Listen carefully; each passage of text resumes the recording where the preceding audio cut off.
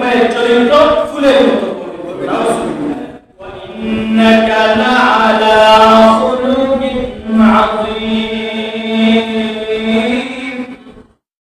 আল্লাহ তাআলা বলেন, ও নবীজি, নিশ্চয়ই আমি আল্লাহ আপনাকে উত্তম চরিত্রের উপর প্রতিষ্ঠিত করেছি। কিন্তু দুঃখের বিষয়, আজকে মুসলমান অনেকে না বোঝার কারণে, অনেকে লোভ লালসার কারণে, অনেকে মূর্খতার কারণে একটা 5 টাকা 3 টাকার রং চা খায়া একেবারে সমাজের মধ্যে বদমাশ ব্যক্তিকেও চরিত্রের সার্টিফিকেট দিয়ে দেয়। এবং ভাইয়ের চরিত্র ফুলের মতো করবে।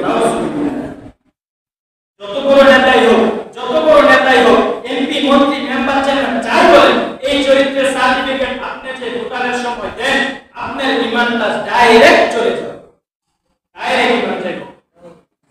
কারণ আল্লাহ তাআলা চরিত্রের সার্টিফিকেট দিয়েছেন আমি আপনার নবীকে। এই চরিত্রের সার্টিফিকেট আপনি সাধারণ একটা মানুষের ব্যাপারে এই চরিত্র দিয়ে দিলেন, এগুলো কথা আসতেছে নির্বাচন, দেখা যাবে। একে তো বাবাকেও ভাই বলে, চাচাকেও ভাই বলে, এটা তো একটা ডাকের ডাক নাকি, মুখ পাইতে এটা বলতে হয়, স্বাভাবিক। কিন্তু আপনি তার চরিত্র সার্টিফিকেট এটা দেওয়ার অধিকার আপনাকে কেউ দেয় না। কেন দিবেন আপনি চরিত্রের সার্টিফিকেট? এইসব নেতাকে তো সামনে দেখলে না সালাম দেয়, ও সালাম আলাইকুম, আসসালামু আলাইকুম, সালাম আলাইকুম, মানে আপনার উপর না আলোক পিছন দিয়ে পাল্লে লাথি মারে।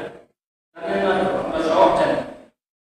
আর এই সমস্ত কি বলে, এটা কি যুক্তিতে ধরে? যুক্তিতে ধরে না।